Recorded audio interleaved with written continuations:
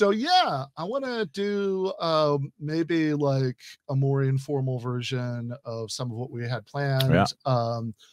So obviously it's, you know, it's just the two of us, so we don't need to be as, you know, as structured or whatever. Yeah. But like if I guess like maybe what would make sense to me is just to kind of get the ball rolling. Like if you just kind of, you know, just talked a little bit about your perspective on things, like what you're, you know, I know you've been certainly, at least for the last few years, you know, you've been, you know, politically active. Yeah. You've got, you know, you were vice chair of the Republican Party in Yeah. LA County, which is crazy still. Yeah. I'm very curious about that. You know, I've seen your video for PragerU and some of the stuff you've done for the Babylon Bee since then, right? So this is obviously stuff that, you know, you care a lot about, that you've been thinking about for a while, right? So I guess I just kind of be curious just to kind of get, you know, before we sort of go into exploring maybe some of the more specific disagreements, just kind of like a general sense of like how you see things and like what you're, you know, and like kind of what you're you know, like what the kind of vision that's driving you is. Like what, you know, what is it that you care about and what is it that you're trying to like bring about? Well, first of all, thank you for having me on the show, because it's awesome to be here, and I love that, just the opportunity. Like we talked before, when seeing you on Charlie Kirk debate night, I'm like, wow, that's such a, because I think we were in a season of like kind of screaming back and forth at each other, and now it's a season of, all right, we need to actually sit down and have a discussion. And that's what I saw there, even for Charlie, for his debate nights. I thought that was one of the best ones. You know, for me, it basically all starts and ends with Christ. Okay. And I wasn't always like that. I grew up, I guess I grew up in a very liberal town, Evanston, Illinois. And so raised by a single mom. I basically, statistically, I'm the trope that the left tends to use a lot, about like people of color who are disadvantaged, and then this, we got to help these, then the single mom situation, like a really a statistical trope, right? Then I got a scholarship to play football. So I'm literally, then I came out to be an actor, entertainment. So like every kind of stereotypical trope that can be seen, I was that. And the biggest thing was in believing kind of what I was sold about the world and how it should be, as opposed to how it is. I ultimately saw myself, you know, kind of go down the path of destruction. You know, I had my vices with alcoholism. I was in and out of welfare, just trying to make it by. But yet I wasn't. I know at the end of the day, I wasn't putting in the amount of effort that it really needs to succeed. And that came down to believing it wasn't about me. And it wasn't until I went to program and found out, like, what am I doing or not doing? Boom. A full 180 switch. And that was connecting with God. First, it was just a God of my understanding. Now, as I kept going further in my life, my sobriety, I find that it's Jesus Christ. So for me, ultimately, and seeing all these things going on, whether it's someone's on the right, someone's on the left, I think that we have to go back to what does the Lord want from us? Because that is an objective standard, that we have created the best country in the history of the world based on this standard. And we see ourselves moving away from that. For a lot of it goes down because we're in a better state. And what I would want from us to go, look, at the end of the day, leave everyone alone. That's my number one first goal. Leave everybody alone. Let people have the ability to decide their own future. If you want to be a worker, be at McDonald's, that's your prerogative. If you want to build your own business, like your own podcast, that's your prerogative too. But in a sense, get out of people's ways. And I think a lot of times, for what I was raised up under, was the idea that more government will help the people get to the place they need to go. And it's just been getting harder and harder. And so to me, ultimately, I want the government out of everyone's life as much as possible, right? Outside of our utilities and services and the net to help people bounce back up. But when you have so many regulations and make it hard, just in California, just to have your own business, now that dream you want, as most men have, just to want to build and create, it gets stifled. So I just want to release that valve and allow us to actually, each individual, see where they can really go when getting in a sense, letting the reins off. Okay. So I heard a couple things there that I'm curious about how they fit together. So the first one was about religion and, you know, your religious beliefs. And then the second one was kind of like a libertarian thing that was like quasi-libertarian. Get the government out. Yeah. You know?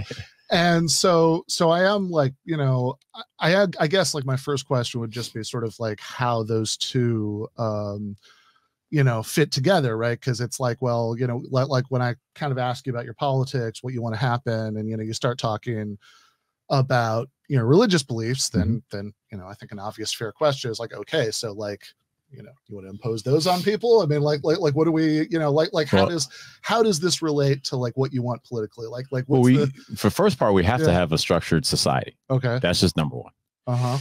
In the history of the world, and I think this is what can be missed. And as humans, I do see one of the biggest things, and why I go to religion, because in the Bible and what I've read in the Bible, it tells about who we are, just as much as it talks about what God wants for us and who God is, but it talks about who we are. And we're falling like crazy. Like we'll turn around, get the miracle on one end, then turn around next day and go back out and spend that money on drugs or alcohol. You know what I mean? Like that's what we do as our nature. So if we can establish a set of rules to go, hey, in the understanding of human nature, human debauchery, how far down when let completely loose to our own devices, how far we can go. We go, well, let's set a society that helps us to, in a sense, bumper rail, stay within, so that everyone doesn't have to worry about some random person that believes, well, you know what? Your car's my car now.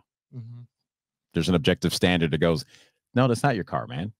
That's someone else's work. They worked for it. They put their effort down into it. Don't touch it.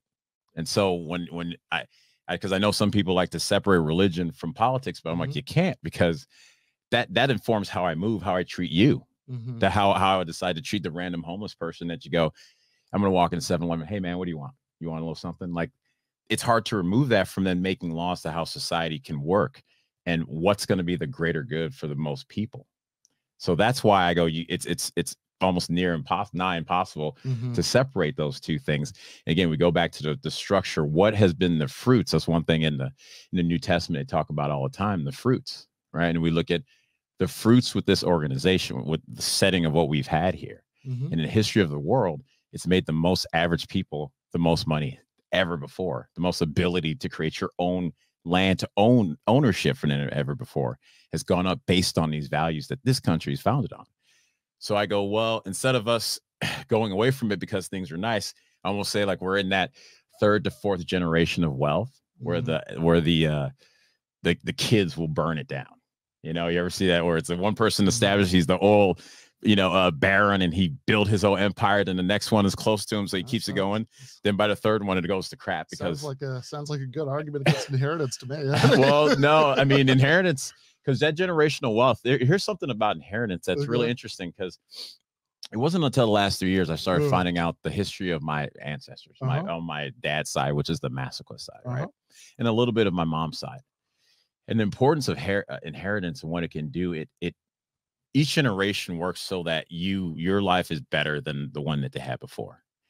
If we don't have that springboard to continue to move forward, then everyone always starts from this belief that they're ground zero, and that's not true.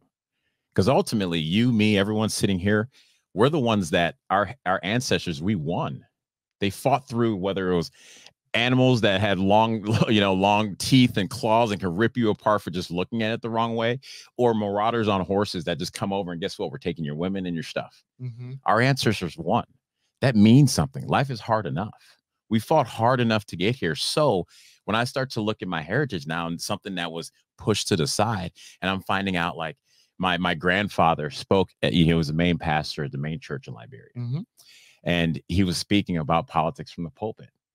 So much so, and you know, this is kind of where we have to be careful, where I see some of the stuff happening here. In Liberia, what they did there, where they arrested and killed the opposition leaders of these different parties that would speak against the government. And he was speaking from the pulpit. My mom tells me how, and she just told me this 2 years ago. So I've grown my whole life not knowing like what they've really fought for. He was speaking out against the government, what they were doing. They came to him and said, you know, you need to stop speaking from the pulpit like this. He said no. Then at 12 years old, he died in a car crash, as our family kind of knows it as, right? So it tells me something like, man, that's in my blood. So when I'm growing up and I see this sense of injustice, whatever it could be, right, happening, and I want to do more, that's not just coming out of nowhere. That's coming from my like history. And when you have an understanding about where you're coming from, I think it helps guide you instead of just thinking I'm just being wild and crazy because I'm 13. No, it's actually something that, like, if you come from a writer of families, or a family of writers, sorry, a family of writers, now, like, that helps that person decide it can move in to elevate what's the next level of that history of writers, right? Then I start to find out. My wife, after we got married, found this book called the First African Diplomat, about my ancestor that, again, I didn't know any of this, called Mamadou Massaquoi. And he comes from the Vai tribe. That's where my family tribe comes from. I'm reading this, and in the first 3 pages, it talks about the Vai and how they have a nature to push against authority and fight back against that stuff. Like, they're not really big fan of it, so we like to push the boundaries of rules. And I'm like, well, yeah, my entire life has been one way or the other, pushing the boundaries and pushing the rules. Then you look up, and he was here in the late 1800s doing tours around the country, full African garb, and going to national education forums here in the United States, speaking to how our foundation, under a Christian foundation, is far superior than any other, empire that's come before, any other civilization come before, or even will come after. Why? It was based on, because we have these foundations. We have this foundation as our main structure, and we see ourselves where people are coming from other countries because of this foundation, because what it ultimately gives us. He goes back home and he gets deposed as the last king of Sierra Leone, and then they use chicanery to make it so he couldn't run for presidency in Liberia, and people loved him there. And that then trickled down to, in early 1983, the indigenous individual that was running the military then ended up running a coup, because that permeated, because they saw that injustice that happened in their governmental system, saw elections being rigged and being tampered with when somebody who had the favor of the people wasn't even allowed to run. So all these things are happening. I'm seeing what he's saying. And mind you, I grew up away from the church. I grew up away from God for a lot of my life. And then I look up and I go, wow, that's actually my heritage. This is not awkward that I'm doing this. This is actually in my blood to do this. So it's important that we keep that heritage going, because it reminds us where we came from and where we have the ability to go. And I think a lot of people miss that. Yeah, I mean, look, I think it's good to, I think it's a perfectly fine thing to be inspired by great things that people in your family have done. I'm less persuaded that it makes sense that for people to have inherited wealth that they did nothing to earn, while other people might not have those advantages.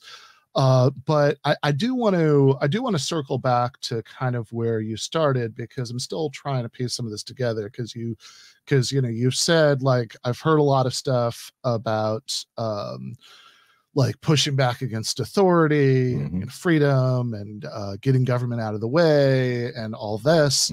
And you've also been saying things about the connection between that and religion is that because people are fallen, they need rules and structures.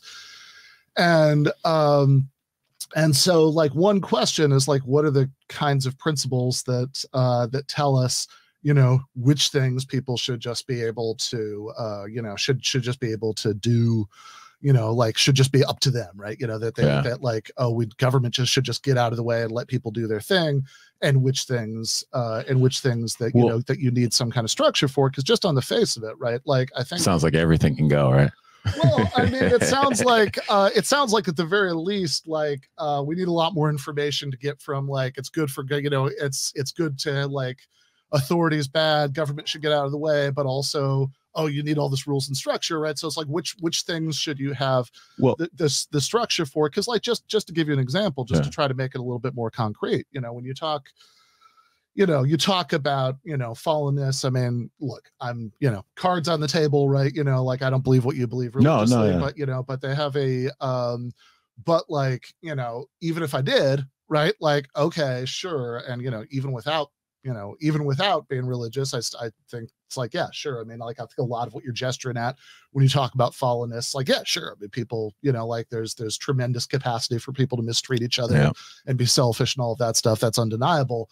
but then the question is, well, hold on, what follows from that? I mean, like your example was, you know, don't let people steal cars. Fair enough. You know, well, I can get on board with that, right? But they have a, but like, I would also say, for example, right, that this very fact that people can, you know, have all this potential to be selfish and mistreat each other and all that stuff is a good reason not to want like a wildly economically unequal society where some people have much more than others and people who have less end up having to rely on the people who have more, and the people who have more end up exercising all kinds of power over the people who have less. That, you know, you think about the way that people, you know, that you think about the kinds of abuse that can happen in workplaces without, you know, that, like, again, I would think, you know, from my perspective, labor unions, some of those regulations you were talking about are things that limit that kind of abuse, you know, that kind of, you know, potential from, you know, from fall, you know, though, from what you're thinking of as fallenness. So like where I would put that line, right? Like what should be up to you, you know, that like government should just let get out of the way and let people do what they want, and where we want rules and structure is to say that I think when it comes to you know, when it comes to distribution of resources, then like, sure, that's, you know, everything. There's no, like, there's a sense in which like you sort of can't be neutral about that, because if you're saying, you know, if like two people are in a conflict about something and, you know, I think this should be mine and you think it should be yours, then like ultimately the state has to make a determination about that, right? Of course. So that's something it can't be neutral on. Yes. So I think that when you start thinking about like distribution of resources, economic equality, that's something that I think it makes sense to, you know, to sort of enforce justice and fairness with some kind of structure. Whereas, you know, I mean, going back to where you started, right? I mean, something like, you know, personal religious beliefs, you know, how people want to live their own lives to the extent that it only affects them, right? You know, that's the, you know, that's the kind of thing that strikes me as much more like, yeah, sure, you know, government should just get out of the way and let people do what they want. But I'm guessing that's not how you would answer those questions, because my answers are ones that are sort of based on this idea that, hey, what we should have is a much more equal economic system, but also in terms of people's personal lives, you know, like that's where I really want government to get out of the way. And when I hear you saying like, you know, I hear you describe yourself as a Christian conservative. The first thing you said to me earlier was everything begins and ends with Christ. You know, I know you've done a bunch of stuff with the, you know, Babylon Bee. They're obviously very, you know, socially conservative people, right? So it's like, you know, that, you know, when you start talking about socially conservative policies like that, you know, I start to worry that you're talking about stuff that's not letting people live their lives however they want. So I know I've said a lot, right? No, but good. Like, before I throw back to you, I just want to try to make it a little bit concrete with like a really specific example, right? So like same-sex marriage, like what do you think about that? Well, I think people can do, in a sense, what they want. Okay. Now, am I going to recognize it as a Christian, as a marriage? No. Okay, but that's me. But then I don't think the state should be in it one way or the other. So that's the problem. Just like everything else, the state gets involved, and then it becomes the issue that then people are fighting off of, where it's, if you want to go get married and someone's going to marry you, that's fine. Go do your thing. But then if you want to go get married and go to a Christian baker and go, you have to make my cake, that's where the problem comes in. And that started back in the early 2000s when I wasn't a religious person, when I was on the side of all this stuff and watching and going, yeah, get them, but not understanding what that really meant. And so that those people, if you want to live that way, that's fine. That to go live that way. You have someone you're going to have to deal with at least in my belief at the end of this. Now, even with that, and this is something that, because I'll start like also saying this, I think Christianity has done a terrible job in marketing. And so a lot of how it's been presented, because this is coming from someone who was anti-God from top to bottom. So this is not coming from someone I grew up all in the church. This is like, no, God's fake flying spaghetti monster, to like, I know he's real. And so in watching, like, when I was saying we're fallen, like there's deviances that we all participate in. Homosexuality, same-sex couple, it's just another form. Like when I was out sleeping with a bunch of women left and right, that's not the order God wants from us. And so a lot of times we've missed being able to know what the order is, to then go, there's a reason why he wants this from us. It brings order, i.e. life, to ourselves, and it gives us a better structure to move. We can move however we want. But the structure that's found in the Gospels is the best structure that I've found for my life, and seen also for how this country, only country established like this, under those principles. So as we say, we look around here in this country and see, like, what do we want to do and how we want to move? It's like, great, this is the hottest girl in school, America. And then now we see people want to go, great, you're the hottest girl in school and I want to date you, but you got to change your dress. You got to cut your hair. You got to start wearing what I want you to wear. And it's like, wait a second, you're here because of what it is, or you're dating them because of what it is. So like we talked about earlier, there's value in that past. There's value in where we come from, where we're going, and what makes that possible. And that's going to come down with our ideals that are based on Christianity. That's the reason why we're here. That's the reason why we're not like France, and we're not like what happened in Russia, and we're not like what happened in Venezuela, because we have Judeo-Christian values sitting underbelly of everything that we do, that allows us in other countries, when some people will bring up certain ideas, they go, well, you're done, just like I explained to you.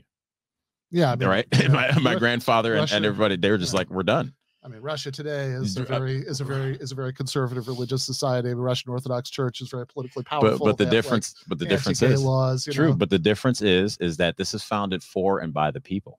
So when you're talking about the economic issues we're seeing right now, we're voting terribly.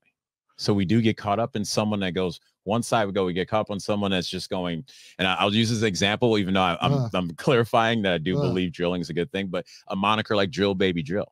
So then people, I'm going that way hardcore, but they don't understand, okay, what deals and what packages are these people about? Because they may tell you Drill Baby to drill to say we're going to get, energy independent, because that was the Bush years major thing they were trying to say, and we weren't energy independent with them. So there was something else going on.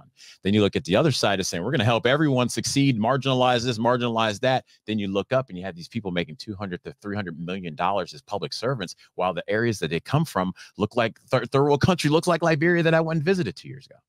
So it's us as the citizenship. That's the thing that also makes us different than Russia, than France, and anywhere else, because it's truly up to us. And when we see France is a democracy, and France, and look at France, they have no-go zones in certain areas of the country because of their immigration policy. Yeah, I'm more skeptical, I think, about that. We can, I don't know how sort of productively we can hash that out here. But if you ever want to go to France, we can check it out. Hey, you know what? Let's put it up, guys. Hey, anyone wants to help? Your sponsor Ben and Siaka, go to France. Yeah, now we're putting it out there. I will happily do that fact finding mission. Let's go. But I do, so, okay. I mean, you bring up France, and this is maybe a significant thing, because, you've made a bunch of claims earlier about, like America is like the, there was the hottest girl analogy. There was all this stuff about how it's this like amazing country, it's greatest country in the history of this or that. And it's like, because of the foundation of what it's under. Okay, well, but I want to talk about that, because it's like, if you want to say that there are certain things that are better, about the United States, there are about most other countries, I'm not going to disagree with that. But I also think that there are certain things about the United States that are worse than someplace like France, for example. Certainly if you think about if you think about the distribution of wealth, if you think about poverty, if you think about, even like conservatives often love to say that it's like, poor people in America are like doing just fine compared to, and then they pick some country in the third world, like, okay, but on the other hand, they're not doing fine compared to poor people in France and, Sweden and Norway and Denmark. And those people are doing much better. That I think that the fact that, like, in the United States, we have private health insurance, which means that people have, there's a reason everybody hates it. That people have, people stay at jobs that they hate because they don't want to lose their health insurance. People stay in bad marriages. Sometimes they don't want to lose their health insurance. But there's easy resolutions to that no one ever talks about. Okay, well, I want to hear the resolution. But I would also say, for example, right, like here's a very concrete example that that the France analogy makes me think of. That the United States is the only country in the first world, and one of the only countries of any kind in the world where there are zero required days off, like paid days off, right? That they have that you get 0 days of mandatory paid vacation. Yeah. And it seems to me that having that, just like even before we get into like what I would consider to be like, the best possible society, or like what utopia would look like, or whatever. And we could argue about that, right? But like even in a very concrete short-term way, right, does seem to me that a society where you don't have to like live in fear of losing your health insurance and spend all this time on the phone, just like arguing about what gets paid, and worry, that where you have you can actually go on vacation because like everybody, even if you have that worker bee job at McDonald's, you said earlier, everybody has paid vacation days. Like those all seem like things that are much better, right? Like, and that America would be better if it had. And so I am curious about that, but also I just want to make sure that we're keeping track here, because there are a couple of things that have been we're gonna. I was like, we gotta get out of here. We're totally fine on time. Okay, Don't worry about that. Right. What I meant by keeping track is that there are a couple of things that have come up that I just want to make sure don't get lost in the conversation, right? So one of them was on marriage. I think you said that I think, right, your position was just like government should get out of the marriage business entirely, that we shouldn't have legally recognized gay marriages, we also shouldn't have legally recognized straight marriages, and I am curious how that would, how you think that would work. And then the other one is when I was talking about healthcare, you kind of said, oh, there's like a very simple solution. So, so in both cases, right, like I'd like to, if you could just kind of work it into the next thing. I'd be curious to hear what your ideas are. So I think it's actually the answer I have for the healthcare thing. Yeah. You guys are going to like this. Okay, go for it. It's the reason why I started to follow Donald Trump. Okay. So this is going to be great. I love it. So I am in 2016. I'm sorry. I am, I'm probably 6 months sober now. Just starting to get my life back together. Congratulations. Thank you, sir. I go down to the National Black Theater Festival. We do this play, Dutchman, Mary Baraka. And the first night I get down there, that night was the Republican debates, right? So I was like, you know what? I'm sitting down in a hotel room. They had a nice little gift basket for us, the actors that showed up. And I'm watching it, and I'm like, all right, well, let's see what this guy's going to do, because the media is saying he's going to be out by July, right? So we're like, okay, let's see what we're talking about. So he goes on there, and love him or hate him, he went and dismantled the old guard on that first debate. Everyone was like, oh my goodness. And I just loved the show initially, but what I love the most, and I go, okay, this guy's serious, they started bringing up the healthcare point. And to your point, and what I've seen now is just, there's just everyone just says like their little chanting on one side, Medicare for all, or like, Medicare for all will destroy the country, and then that's just it. And you're like, that's not a discussion. That's just who can scream their statements louder, right? And Trump goes, easy thing to do. He goes, you put all this out on the open market, and you let the open market decide. And I could hear everyone's butthole just squeeze tight, because that's not financially viable for those people who are standing up there, because it makes sense to, like here in California, that it's illegal for us to even try to get insurance outside of the state. Like, why would they do that? Why would they put up these limitations on something that's breaking people's back, sell you the only way to do it is government? How about you release it, and I can get health insurance in Wyoming instead that has all the same coverage? Okay, so that's the open market. Let's say we did that, right? So we've let we've let health insurance be sold, cross state. I mean, in some ways, like the strategy is the same as the strategy with Obamacare, which is that like, healthcare will become affordable if there's more competition. That was the original pitch for that too. I don't think that worked out well. They have but like, I think that I am curious, like, though, how, like, okay, like, let's say we did that, and and all the sort of standard concerns about that, if like regulatory standards are worse in some states or whatever, just forget all that, right? Like, just assume it's fine. But even so, like, how does that solve the problem of people being tied to their jobs for their health insurance? Because you could already buy insurance on the California exchange. I mean, if you could buy Wyoming insurance, that's one more option. But I mean, like, that's the thing about the free market. more options, more opportunity, less ability for shenanigans, if you will. And for example, I'll show you this. Okay. Every one of us have been to a 99-cent store in Dollar Tree, correct? Uh-huh. I'm sure you bought some things there that you go, well, I don't have enough money to go to CVS. I'll buy it here. Wow. It only exists because of those options. And where you are in the economic state of life, at least you can have a chance to not be beholden to that one job because it's stuck here in California. Let me get to Wyoming. I'm a 23-year-old kid who's healthy. A lot of young men don't even go to the hospital or doctors till late in their 30s. So do they need to pay? Which is a problem. Which is a problem. Stuff gets missed because of that. Exactly. But they do that because they go, well, I'm not even going to pay into this thing because this thing just costs too much.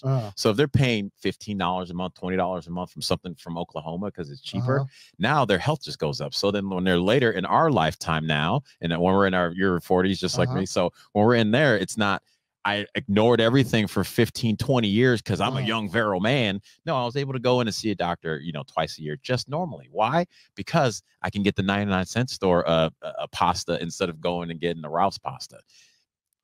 We see it every day. And for some reason, in these certain arguments, and we get trapped. I think we get trapped so much in, again, our signs and our moniker. Well, but if you have the 99-cent health insurance from Oklahoma, then is there any particular reason to think that you're not going to have all the stuff that we have with existing health insurance? Because already, like on the Obamacare exchanges, oftentimes like the cheapest health insurance plans that you can get there cover very little, right? Yes, that's done on purpose. Yeah. Well, but that's what I'm saying. Though it's like that's the thing. It's done on purpose.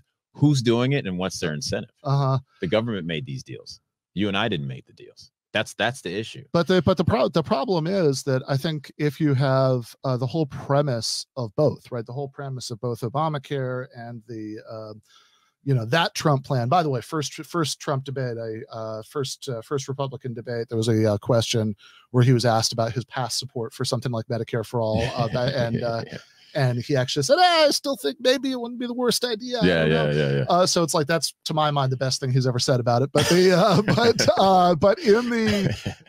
but like the whole problem in both cases, right? Both with the Trump plan that you like and with Obamacare. That's not even the Trump plan. Is this idea? Okay, well, we'll get to it. But it's like this idea in both cases that people can just kind of window shop insurance policies that are oftentimes it's not like driving around from one gas station to the other. It's like, oh, it's a little bit cheaper here. You're basically going to get gas at any of them, and you're getting the same product. I'm sure if you more or less, right, like you are more or less getting the same product at different gas stations. If you have in the insurance case, like most, like even people oftentimes, like they're literally people who are like professional economists who are trying to like look through the fine print on different health insurance plans that are offered that like their employer will pay for, and be like, I have no idea, right? Exactly. This is not something I think most people have even the ability, and certainly not the appetite, to like try to figure out. And so, I mean, my worry with that is that a lot of those 99-cent store health insurance plans, out of state, whatever, are going to turn out, when push comes to shove, not to cover very much. That like there's a lot of stuff in that fine print. You think maybe it'll cover it. You have the problems that you have with existing health insurance, like you have to go to an ER that isn't in network and close by you, and then you get some massive bill that wouldn't change. Meanwhile, no, that would change though. Okay, why would it change? It would change because of whatever the deal the company makes. That's what they're offering you, just like everything else that we're seeing, right? So, for example, we go back to that 22-year-old kid, right? If you have a million men are coming out of college and they go, you know what, I can afford a $22, a month health insurance. That company in Wyoming, now they have more revenue to innovate and offer more because they started reasonably. I mean, maybe they've also got a profit incentive like all the other health insurance companies do. Of course. To offer as little as they can possibly get away with. But even if that's what they all do, right? But even if, that's just free market right there. Right, that's not bad business. No, well, but even if they offer, it's good business. That's the problem. Well, but it's good business. The problem is when business is in government's incentive is to get paid. That's the problem. So no matter what, government's always going to make sure they get paid first. So when they have that guy, what they're doing it right now, they put up the walls in our state so we can't compete over here. So we're actually fighting the average people, you and me. We're fighting against the government behemoth that needs to breathe. That's what we're actually going up against. And so you get them out of the way. Those 22-year-old, those 2 million 22-year-old boys that just graduated college, they go buy a $20 policy a month. That helps that policy and that small insurer grow into being able to offer something better. And we should be able to pick and choose certain things. Well, but we should be able to go, well, you know what? I'm going to take dental over here and I won't take this over here because look, I'm 22. I don't see it's going to happen. That is the freedom you get. Would you say though, that if they make a lot of money, they'll be able to offer more things? I mean, we can look at the actual existing health insurers and say some of these are crazily profitable companies, and they don't offer those things because it's cheaper. Because they don't have to right now. Well, that's exactly it. They don't have to because there's no competition across state lines. But I think that so when you say like, oh, this will all be solved by competition, one really concrete point about that is just that if we're saying, I mean, the United States already has one of the most marketized healthcare systems in the world, and if you say, oh, we're going to go even further in that direction, and then but that's not further though, brother. It'll be further in the direction to make it a free market. That's your whole point, right? So they have, whereas if you look at all of the places that have gone in the opposite direction, it does seem, by every objective metric, to have worked out pretty well. I mean, if you look at like the World Health Organization rankings of healthcare in different countries, the United States, I mean, especially for such a wealthy country, is nowhere near where we should be. For health standards, yeah. Well, that's on the freedom of the glutton that we do. I mean, I don't know, man. We're the fattest generation. We're the fattest country, and then it's our healthcare that needs to be better. How about the individual? Have you ever been to Canada? I actually drove through it once. I've never stayed and been there. Okay, sorry. I'm just really distracted by this. How do you drive through Canada without? So I was. Where were you driving to? I was driving to New York from Chicago, and I took a wrong turn. Ended up, and my mom was sleeping. I was like 17. I just got my driver's license, so I'm gonna make the drive. Mom's sleeping here, brother's sleeping, and I was driving. Like accidentally going to Canada. I actually going to Canada, where I'm looking. Do you have your passport? At that point, we didn't have it with us because we were just driving, right? Yeah. And so I have, I'm going and I'm looking out and I'm like, 80, that's really fast. But I'm not seeing the kilometers as opposed to miles per hour. So I'm going 80 miles per hour, just pushing it down in one of the Canadian like expressways. But that's the extent of being in Canada. Okay, yeah. Wow. All right. So that does make more sense. I was trying to visualize, Canada's a big place where you said you drove through. Yeah. So it was like coming here and then going across. Okay, yeah. All right. That makes sense. And then I bought back in and I was like, oops. Well, sorry, I've spent a fair amount of time there. I've got the, where the part of Michigan that I grew up, I always like to be able to tell people accurately was like an hour and a half north of the nearest Canadian border. I don't know. Canadians don't seem that healthy to me. They have, there are like donut shops every block. There's like, it doesn't. I'm very skeptical. I'm very skeptical that they're healthier than Americans. Or like if you go to Britain, spend time there. Like for example, a lot more British people smoke than Americans do. So like the sort of behavioral determinants of health argument, I'm a little skeptical about, because like I think that I think especially when you start looking at numbers like infant mortality, the lifestyle of babies is more similar, than to the lifestyle of babies everywhere. Yeah. And you start looking at what's called mortality amenable to healthcare, which is basically, people who wouldn't have died if they'd gone to see a doctor in time. And those things seem a lot better. I'd also point out that if you look at the politics of these places, that like even in places like Canada and Britain, even the conservative parties don't run on we're going to end like the NHS, the National Health Service in Britain. We're going to privatize. Well, those are different countries, though. Medicare. No, they are different countries, but they establish themselves differently. This is a country established on a free market. So when one side's saying to remove that, part of it is because of that history. So we got to be fair to that. It can't just be like, well, you don't care. It's like, well, it starts from someplace. Sure. But this is the point that like, if you want to see what's working and what's not working, it seems to me that the fact that, again, even the conservative parties in those countries don't advocate going to something like the American system, that like they have to at least pretend that they want to keep what they have because they won't win another election if not, because once people have that, they like it. Yeah, right? once you give them stuff, they want to keep it. Yeah. Yeah, like welfare. Okay. Yeah. Well, in this case, why is that bad? I mean, it's like, yeah, if you want to, like, that's sure. And if you give people public schools K through 12, they want to keep that, right? I mean, it's like public schools are good. If you give them fire departments, they want to keep that. But if like, you keep giving, if we're seeing it in our culture now that we keep giving so much, people have lost track of just being able to even understand to take care of themselves. We're seeing right now in the parental fight. The parental fight right now with these school boards and what's going on in Sacramento. These parents are like, just tell me what's going on. And your state now is going, nope. Why? Because we've advocated that as citizens. We've advocated teaching our kids properly, just like we've advocated the healthcare space. What you're talking about is crony capitalism that both left and right uses. Like I said, I said here in California, we can only pick from California. We can't pick from anything else. That means they're going to determine how much it's going to cost. So that's what we're actually living in, not the lack of access or lack of access to possible good healthcare. We have a lack of access to just being able to afford it. When you take off those rails. Now we're going to have more access to different types of affordable as opposed to one angle, meaning then we have to, let's go back to the beginning. And I started with my religion, because we're fallen and we're watching it. Too much money, too much power. They're going to take over. And they're going to sit there and say, whoever's in charge at the time, the elites, I like to say, right? You look at right now, even with the writer's strike that just ended, but with the acting strike, the actor, the board sat there. And as an actor in this industry since 2004, you don't make a lot of money. And I watched them sign deals to cut down pay every single deal, promising it's going to be better for us. Now they're sitting there and people haven't worked since June. And on an actor's lifestyle, that's one step away from poorhouse. Whose fault is that?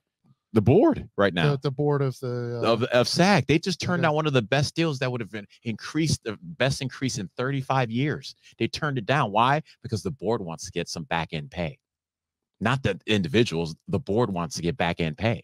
So that's what you're actually dealing with when you have these board that decides for you, as opposed to you and me making our own decisions. In that case, you're talking about an elected board, right?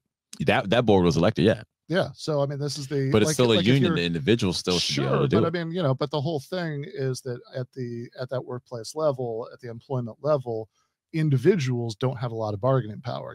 If you have, if it's you, Siaka, saying, hey, these are my requirements. I need, benefits. I need this. I need that. It's very easy for a studio or like one of these streaming services, which are like, some of those are like the wealthiest tech companies on the planet. Netflix. To say, okay, that's nice. Next, right? Because it's like it's way easier for them to do without you than for you to do without them. Which is why if you want any kind of like real bargaining power, it has to be collective, which means that you have people who can do things like go out and strike together. You have like a board that you elect that can make these decisions. I mean, this is why, even that deal, right? It's like, look, and I'm not going to pretend that I've like looked at the details of that deal, right? I can't comment on that, just, from the last 30 seconds of hearing about it. But like, let's say you're right, right? That this is an amazing deal. It's like, okay, well, they got that because of people exercising collective power by going out on strike. That's like, there's no way to get that in a world without SAG, just by like individuals just like asking for more one at a time. No, the way to do it is to build your own. That's the beautiful thing about the promise. Whatever industry, build your own studio. We live in a different world where we have access. I mean, we're sitting here doing now with everything on the bottom, making money and doing all that like that. We live in that different world. And again, going back to the foundation of the country, life, liberty, and pursuit of happiness. Happiness is the best ideal. Is the Greek definition of happiness, not just a feeling that most people go by. It's to get to the highest being of the human that you can get to. And especially men, we're builders, and we need to have that access to build. Like I started out, that SAG board has undercut us for the last 4 contracts. I've got my first commercial. I made over 100,000 in like 2 months. Everything else we're doing 4 or 5 commercials all over and only making 40 to 50 grand. So you think if there's no SAG, that like, everybody's just trying to either negotiate as individuals without that collective power, or everybody's just trying to like start their own like mini streaming service Yes. or whatever, you think that then people would be doing better economically? I think in the long run, it is a lot better. Oh, of course, because right now all these actors are sitting waiting. They're sitting waiting, and their bills aren't stopping, and they're not going to get back pay because they're sitting and waiting and fighting a good fight. They're sitting around, and a lot of them, like myself and others, have said, "Screw it, we're going to go build our own." And especially as artists, like to How's build. that going? Oh, it's going great. Yeah, it's going great. Yes, I've been working. You talked about it, from PragerU to Babylon Bee. Just shot a movie in the summer. Daily Wire. Those are not like all three of those examples that you just gave, right? Mm-hmm. I mean, those aren't organizations that are they're like funded by like out of work actors. I mean, those are all organizations that have like huge donors, right? I mean, people of course, you know, so but it takes capital in order to make anything. Yeah, well, okay, but that's the problem, right? Like because most working people don't have that, right? So so that's why just saying, oh, you can like go off and start your own company or whatever, like there is a reason why, you know, there is a reason why people are working for existing companies right now. Like because it's easier. There is a reason. Yeah. Well, and also because if you don't have billionaire donors, then like starting your own thing is oftentimes is oftentimes not a viable option. Like, well, if you're starting from the idea that I need billionaires just to start my project, of course not. Any and everything that we've loved, from cell phone cases to the computer. It started with people sitting there and going, I have an idea and a dream, and I'm going to go do it. I mean, in those cases, right, if you look at, cell phone, those examples, cell phones, computers, etc., right, like in basically all of the technology that goes into this, like everything that makes a smartphone a smartphone, the GPS, the touch screen, all of these things are things that ultimately come from research that was actually happening in the public sector. If you read Mariana Mazzucato's book, The Entrepreneurial State, she talks about a lot of those examples. A lot of that comes from DARPA, from the Defense Department. I mean, the defense got on board, but we're talking about it's not like we're talking about people just tinkering in their garages. By and large, that's actually not how this stuff came about. But by and large, when you're talking about outside of what was in Britain when they first invented IBM, I think it was the IBM computer. Am I 100% on that one? Do you know? I don't. Off the top of my head, I thought that was the U.S., but maybe you're right. I don't know. But I know that, or they started the first supercomputer, but I'm sure in the comments they'll tell us one way or the other. Okay. But you look at somebody like Bill Gates and even his story. But ultimately, what I'm saying is, it doesn't start with it, or not. Sorry, Steve Jobs. He started in his garage. Sorry. But it doesn't start with where the end product is with the $1 billion. It starts with the beginning of wanting to build something. And if we go, well, your only skill set is to go work, then you're actually not really going to your full potential as a person anyway. And so what you want to get into right now, this whole thing we're doing is an example of you going, screw it, I'm going to do it myself. And that access exists now more than ever in America. We just have to look at the landscape and go, okay, we can pick and choose, not fight for $20 at McDonald's, because that's not a job that's going to move you forward. It's just going to keep you at a baseline. Let's open up that, like, here to start a business in California, you're going to have to pay $800 of taxes every year, regardless if you make money. But then to start that same business in Atlanta, it's $35. Already one place is incentivizing people to create and be their own boss, and one place is actually stifling creativity. So that's what really gets in our way, and then forces people to believe a $20 McDonald's job is what they should be fighting for. Well, so I mean, do you want McDonald's to exist? Like, is there like I don't care if McDonald's exists like that. Do you want restaurants to exist? Yeah, and restaurants will exist. And I've worked in the restaurant industry as an actor, bartender, and I work at the place that's going to offer the best for me. So this is my point, though, right? Like that it's one thing to say people should try to get ahead, should try to do things that are going to be more fulfilling for them, as individual advice, right? I don't have the slightest problem with that. In fact, I want to make it easier for people by doing things like having tuition-free college, so anybody who wants to go back to school could do that. But here's my problem: that if that's your whole solution to people who are are in unacceptable situations, are being paid wages where they could barely make rent and groceries, etc.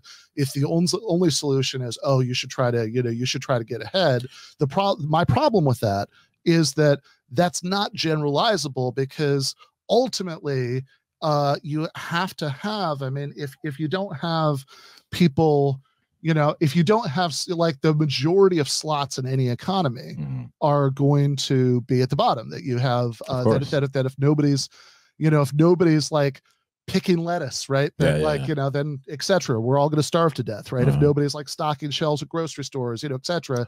So you need those jobs. So but those jobs aren't necessarily a bad job, like picking lettuce. Sure. So here's the point though, right? That they have that given that it's inevitable that those jobs are going to exist, given that it's inevitable, in fact, that there are going to be, you know, many more people who are doing that than making a living as podcasters or actors, right? You know, I think just like structurally, right, you know, there's only so, you know, like, I think that's going to be the case.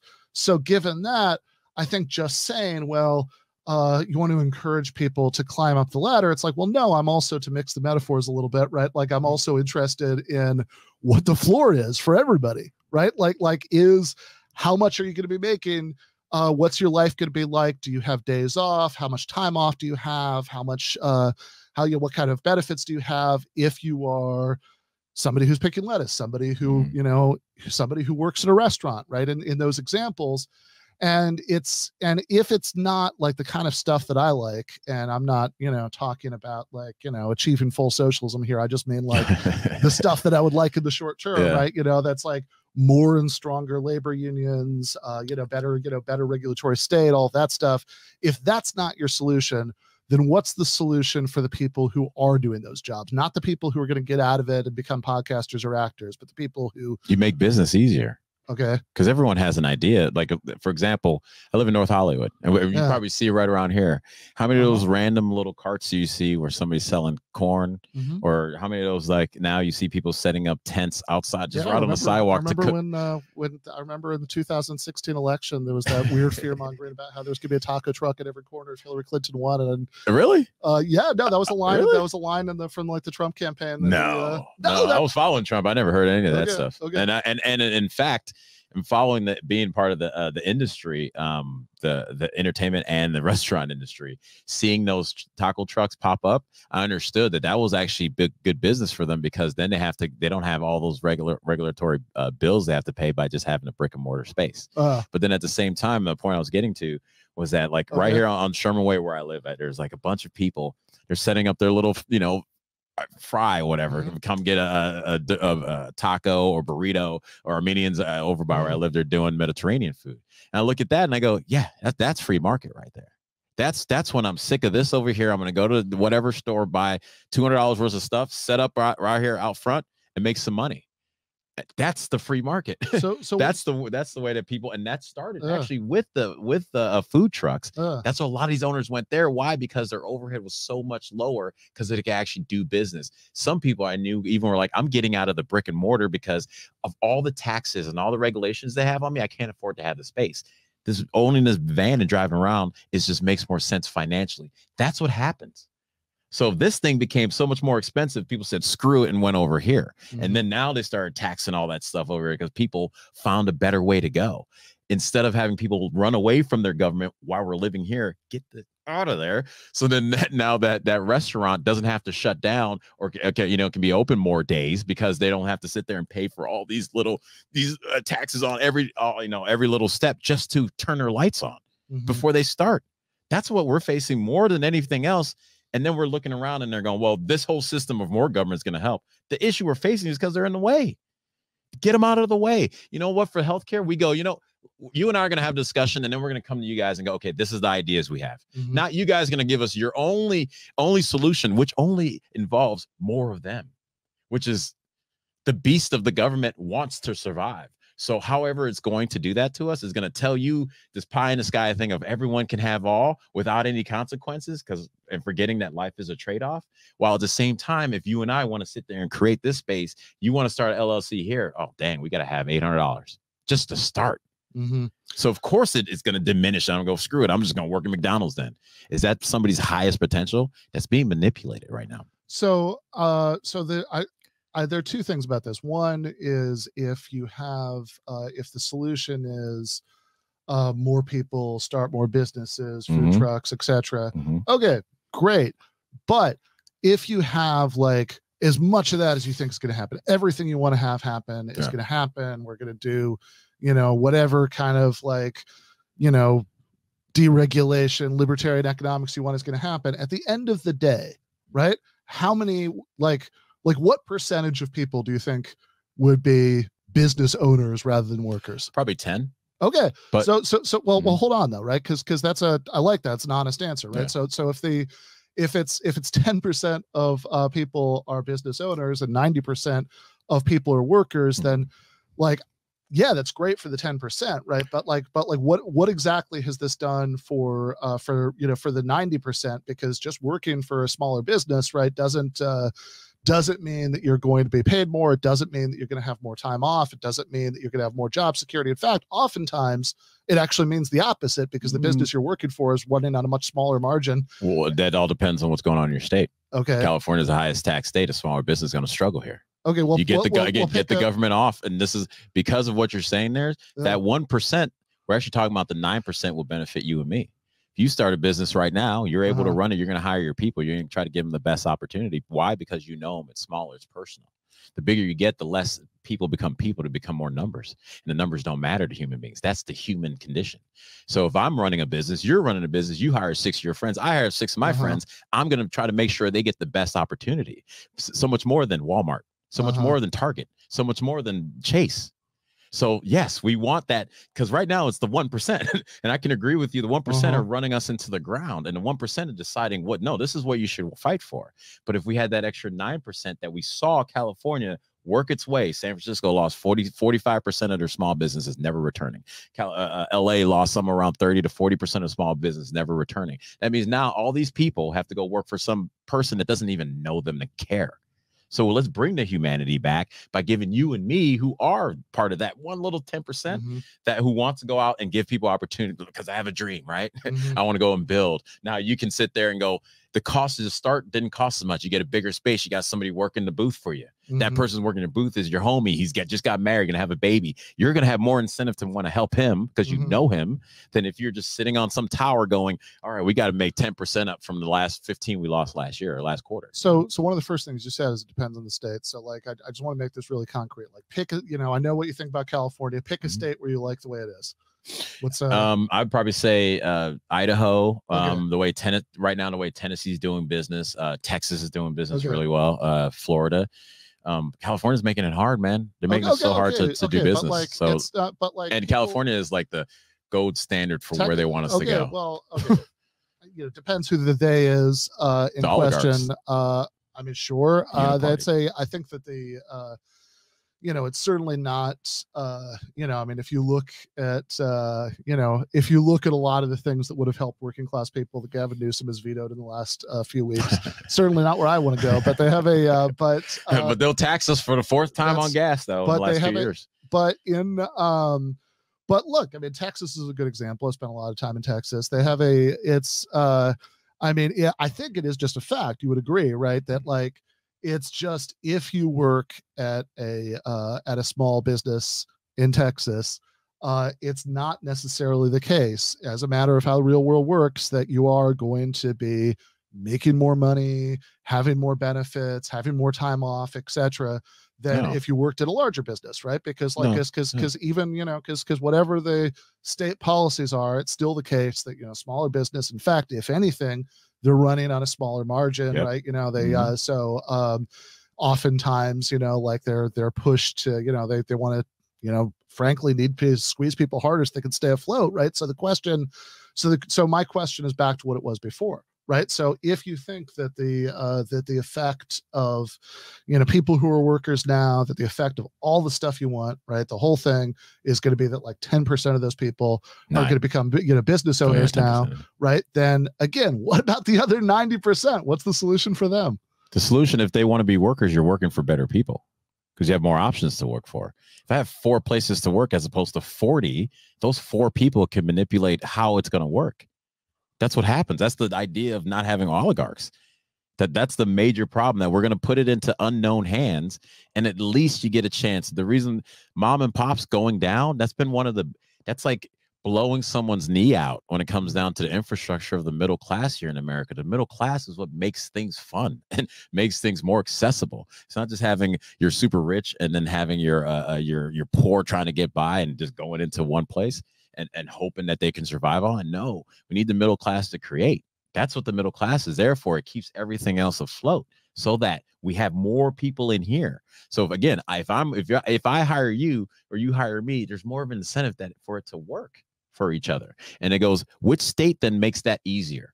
Right. So, not saying that you were pointing out earlier, not saying that these things doesn't guarantee more money, doesn't guarantee more benefits. Of course not. But at the same time, it guarantees you more freedom in order to get further in where you want to go in your life, as opposed to being like here, California, again, being trapped, and we just moved up our minimum wage. The small margin of the small businesses, like restaurant, 2 years before you can maybe think about making a profit, they just squeeze restaurant and the restaurateurs down even harder by raising minimum wage. Okay. That just squeezed, and that's going to squeeze out so many of these places around here that we see driving by. So now they're gone, and we're going to go Target. Yeah. Costco. Okay. But you have a higher minimum wage, and most people who are affected by that, the effect is that they're going to be making more money, that they have so the question is, yeah, you're right. There are trade-offs, right? That like things that you do that benefit one group aren't going to benefit another group. But if you're making those trade-offs, the question is, what is a higher concern for me, right? Is a higher concern for me to help certain smaller businesses get to stay afloat, or is a higher concern for me to make sure that other 90% of the population is making more money, so they can afford a good life, but they won't. They can take care of their families. That's the thing, they won't in the long run. When you have, again, I mean, if you're talking about like the sort of job losses because of this, right? I mean, this is like one of the most studied things in economics, right? There are a million studies about this. There are meta studies where people will look at aggregate all the information from the last 20 years, 30 years of studies about it. And most of those, if you look into it, will tell you actually employment effects are pretty minimal. And if you are concerned about employment effects, right, they have, then first of all, I'd say, if you have out of all the workers who are making minimum wage or making a little bit more, but enough that they'll get a raise, right? When you raise the minimum wage, if 95% of those workers keep their jobs and now make more money, and 5% have to look for a new job, the idea that that's like a net loss for the working poor, I think, is at least not obvious. But even if we are going to talk about that 5%, it's not the case that the only solution for those people is, well, just let's just keep poverty wages for everybody, so those people, to make sure that those people still have a job, as opposed to let's do public works programs. Let's have the public sector step up to hire those people. God knows there's enough for them to do that would benefit everybody in terms of infrastructure projects, in terms of energy transition. I'm sure you don't love that, right? But that would, we're paying for it now. That would be, yeah, we're paying for it now. Like all those things we're paying for. Now? We're paying for the idea of shifting energy. Okay. Like we're paying for it right now. I mean, I don't know if you're seeing the $5 to $6. Well, we're being taxed like crazy here by the legislation. I've seen it. They've done it 3 times in the last 2 years during the pandemic. We also have the fact that the regulations on our own refineries turn up the cost of just bringing this oil out here. And we're doing that to ourselves. Our oil seems to be that we are by and large still using oil. I mean, energy transition hasn't happened. No. What you're seeing is a squeeze of the natural gas industry here in California, so that they can push and manufacture the idea of pushing into totally electric, right? Which runs on fossil fuels, by the way. So we're seeing this happen where they're squeezing the average person. They put in their legislation by 2030, we're not going to sell any more gas-powered cars. California is making it more expensive for us on purpose. It's not more expensive. We have our own refineries, and the regulations make the refinery costs go up in the last 2 years alone. And at the same time, they raise the taxes on you and me. I mean, so to raise the taxes, gas prices have gone up all around the world, but they have. But ours is the highest than any other place in our country. That we have to look at these things and go, what's going on? And when I see, wait, you taxed us 3 different times in 2 years. And then you're putting regulations on our refineries, which technically should be cheap. We should have some of the cheapest gas. So they're manufacturing the problem to then, for you and for most people to say, give them more access. That's going to help us. Give who more access? The government. Give them more power and more access. Like you said, the government public sector needs to step in more. And it's like, okay, well, they've manufactured a problem to step in more. But you're talking about two different things, right? When you say like more government or less government, more government or less government can mean a lot of different things, right? Yes. But they have a, if you banned abortion, that'd be more government. I'm sure that you're for that, right? No, not at all. Actually, okay, no? We talk about get the government out of it. The only reason why abortion has become so popular is because the government has been in it. That's the only reason. So before Roe v. Wade, there was only 15 states that had it at the lowest setting before Roe v. Wade. But then once you sit there, abortion, access to abortion was at like the lowest level, which was only in the first trimester. 15 states out of the whole country before Roe v. Wade passed. After that, you have federal funding, meaning that you're going to have marketing dollars behind it, meaning that everyone's going to go, this is what you're supposed to do. Why? Because it needs to grow this department you just created that says this is okay. And that's what they've done. I'm not sure what department you're talking about, but they have the funding that goes to the Planned Parenthood from the government has been through the roof, brother. Yeah, none of that goes towards abortion. It's the Hyde Amendment that like specifically prohibits that. But like in the it doesn't have to go to abortions to get people into the space. But it would still be the case, right? Like that they have like if something that's currently legal, right, is made illegal, right? That sounds like more government to me, right? Like that's but it's only legal by the government. Well, sure. That's you could say that. You could say that about anything. Yeah, you could. So okay. Well, hold on, then, right? Because I want to be really clear about the ground rules here. So, if if you say, because like saying that like something is only one way because the government has decided to make it that way, therefore, if you change the rules, that wouldn't be more government. I mean, like that's a you could equally say that like private health insurance is only legal because the government decided that it should be legal, right? If the it kind of is. So if you have if we switch to Medicare for all, that wouldn't be more government after all because it's like this. No, it'd be more government because now the private companies has to do what the government says in order to run. That's more government. Okay, instead of making their own decisions. But hold on. Why is it that more regulation on private companies that you're counting that as more government, but you're not counting more regulation on what individuals do in the abortion case as more government? Here's the abortion case. Okay. Stop government funding either way. And then let the private sector decide how they're going to pay for it. And then now that's the government being out of it. And there's no argument. The reason why the argument's for the other side, because they know, most people know you're not going to go to these clinics and you're not going to go murder if you don't have someplace to pay for it. Is it just the case that you're against government funding for Planned Parenthood or whatever, but you want abortion to be legal, or do you want abortion to be illegal? I believe it should never happen. As a free society, if you open up an abortion clinic, that's your prerogative. Okay. If the government says, hey, we are going to fund abortion clinics, no. If you want to go and open up with your own money and your own donors, go right ahead, brother. Okay. Let's see how many people and how you can afford it. Okay, that's interesting. And right? that's the part that is actually. There you go. I'm officially surprised. That's not what I thought you would say. So but that's my overall point is that the solutions we have are usually here anyway. But yet I've watched the government on both sides. When I was a Republican or a Democrat, now a Republican, going, you're manufacturing a problem that the answer always tends to go back to them. The answer never comes to us when the start of our own governmental law says we the people. But yet everything they say, it goes, trust us, we got you. Like what? Nancy Pelosi got $200-some million in her coffers now. Chuck Schumer got $400-some million. It's like, wait. It's harder for you and me just to pay our bills, and these guys saying trust us while they're buying multiple houses. Like, yo, something is off. Continuing to trust you, just off that alone, something is off. That you're sitting there making kind of starting to look like what they ended up taking out in Russia when it did the whole revolt right there. When you're seeing like the elites were living in high on the hog, or even France when it's let them eat cake. Literally, she said that, oh, let them go have ice cream during the pandemic, and you're like, they're so disconnected. Giving them more power is not going to help us in the long run. Okay, well, it may do a little, massage. Let's talk about giving the government power, because it seems to me, you said earlier that you wanted to have that you think, like, generally speaking, government should get out of the way. You went through a list of exceptions. Right. Yeah. And so I think if I'm remembering right, you said something about utilities. Yeah.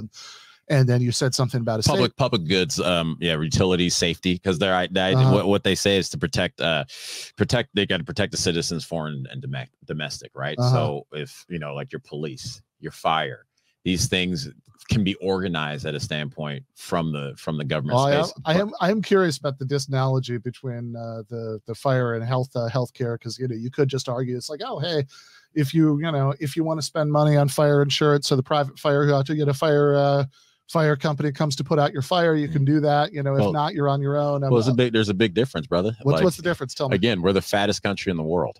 Okay, let's start there. It's not we're having random fires happening all over this country out of nowhere. It's like if usually fires happen, it's multitude of reasons why. But when we're living an unhealthy life as an overall country, like that's going to be on the person. I mean, even when somebody has like bad wiring in a house, that's like.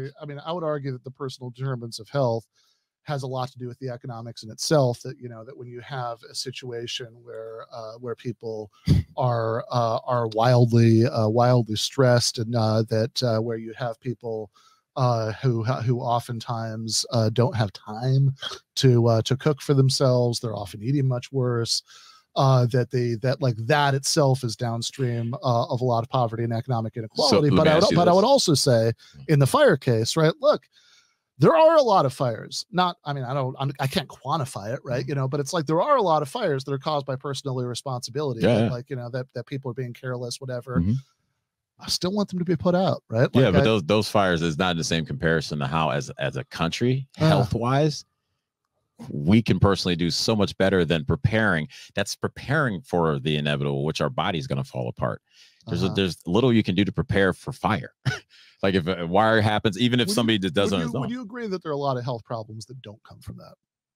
That don't come from the person? That don't come from like people not making better lifestyle choices. That there's like a lot of stuff that happens to people in terms of their health that they have no control over, or very little control over. I wouldn't say a lot, but I would say, because look, we're all gonna feel the effects of living YOLO in our 20s. And I think that is going a longer way. Our sedentary lifestyle, we don't move as much as we should. I mean, look, even during the pandemic, they said straight up. Yeah, it's the only country in the world, almost, like there are like 2 or 3 other countries besides us where we don't even get one lousy day of legally mandated paid vacation time. Of course, people aren't, Of course, people aren't moving that much. They're, they're working all the time. They're driving back and forth to work. Which, by the way, you want to talk about the myriad problems with California, along with the gas. I'd also talk about the severe lack of public transportation. Yes. That's been when I moved out, because I moved from Chicago. And I moved out here and I was like, this is ridiculous. Like, this was crazy. And then the one big thing they did was they made that train station to Culver City. But when I first moved out here, they were working to expand the Santa Monica right over by Century City. They took out that train to expand it. I'm like, wait a second, they took the train out to expand more? Like, what? Some of the stuff's done is just so crazy to me. I'm like, you're trying to make it hard for people to just be able to live around here. So I'm with you on that. Public transportation. Remember that train we paid for and voted for? Yeah. Where is it? Where's that bullet train from LA, from San Diego to San Francisco we voted for back in 2008 that we're still paying taxes on, by the way? Nowhere. So it's like, I agree with some things we can't do, but it's who do we vote for? And what are they promising? If they're not delivering, they're stealing our money. And after a while, especially, again, we're in California. It's been run by one group for over 30-some years. What's the hang up, guys? The utopia should be here. Well, I mean, I think that the group that's run it are by and large. I mean, this is not, these are not exactly people who are even pretending to be Bernie Sanders kinds of Democrats. These are neoliberal centrists. You're talking about somebody like, again, Gavin Newsom, who just vetoed unemployment benefits for striking workers, who just vetoed having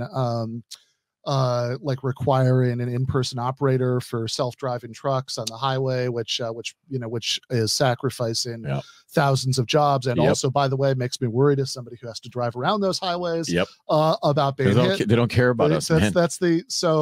But what my question would be, like, what would the caring about us look like? And this is where I know you don't like these analogies, but like it does seem like if you start to look around the world and you look at other countries, you say, oh, those don't have the same foundation, free market values, whatever. It's like, okay, but we can see how it's actually working out in practice.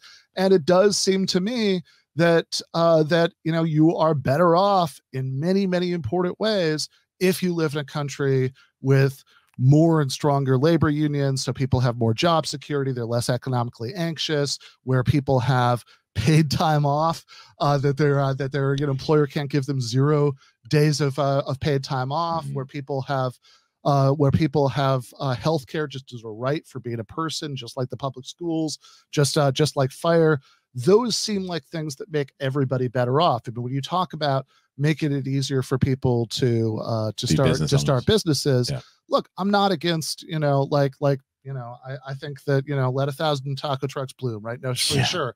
Absolutely. But but we know that doesn't guarantee that like that other 90% of the population is going to be doing better off. We know, on the other hand, that like we can compare average wages of unionized workers and average wages of non-unionized workers. It seems to me that we do have some solutions that like actually do benefit that other 90% of the population. And, and sure, look, I mean, I agree that the Gavin Newsoms of the world suck, but like, it also seems to me that like somebody, the actual, that like, it seems to me that the record of the Republican Party on these things is pretty bad, right? So I'm just gonna say this, right? They have a because we are running up to time. So this was too quick. I'm gonna give you hour and a half goes quick. We'll do it again, trust me. But they have but I'm gonna give you the last word here, right? Just tell me like why I'm wrong to think that that we'd be better off with things like universal health care, things like mandated paid time off, things like more and stronger labor unions that seem to bring all these benefits to people in other places. Like, why is that bad? Why am I wrong about that? Well, I think, and thank you again for having me on the show. I think the trade-off for what this country is and what everyone else is doing is something that we have to really consider. The trade-off of going into a space like Europe, what are we going to lose? We're going to lose a lot of innovation from the United States, and that's one of the things as Americans we've been leading the way since the 20th century, because people, the human nature, they're going to sit back, and we're seeing a lot of these regulations. We're seeing it in Hollywood when it comes down to creation. How many bad movies, bad writing that we're just seeing that brings down the populace when it comes down to their morale for being in this country. So a few of those things, we lose the innovation that we have for the individual because, hey, I can just go work over here. And I'll finish this up with this. I dated this woman from Spain for 3 years. And I remember she's brilliant, master's in international business relations, beautiful. I'm talking about had the world in front of her. Yeah. And because of the way the system works, she's like, well, I can do this test and then be a government worker for the rest of my life. While at the same time seeing that the people who were government workers for the rest of their lives never did their job properly because there's no incentive to care because they knew they were going to still have a job. And then at the same time, right around that time, she has a cyst on her ovary. It took her 2 months just to be seen while she's going to crazy pain because of that socialized medicine. So I'm going over this country, watching people's incentive to want to do more for themselves be diminished because it's like, well, I got to work for a government. Me personally, do we talk about the political parties another time? Me personally, I don't see that as a net benefit for everyone else, including the poor, the destitute, because that's where a lot of creation comes out of. Because when your back's against the wall and you need to step up and do more, you tend to do that when you don't have just a little bit of crumbs to give you to keep you at a baseline level. And I would want to see that be encouraged more in a state like California than going, no, base level, that's where you should want to be, and you should fight for that comfort. You should fight for being better than where you are.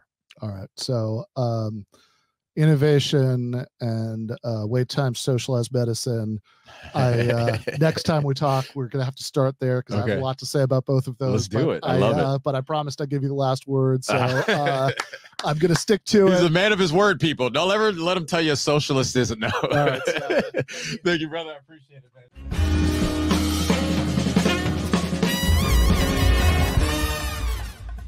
You have been watching free public content from Give Them an Argument.